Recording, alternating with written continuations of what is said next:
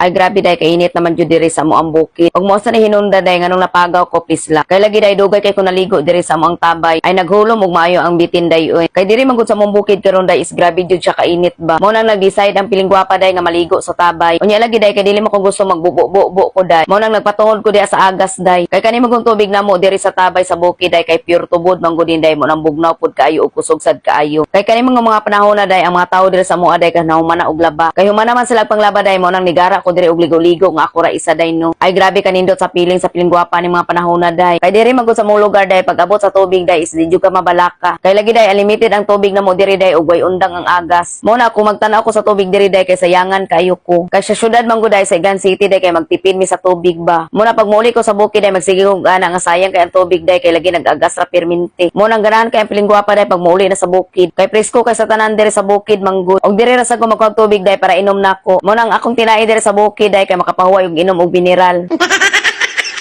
Og maora day to no bay oy.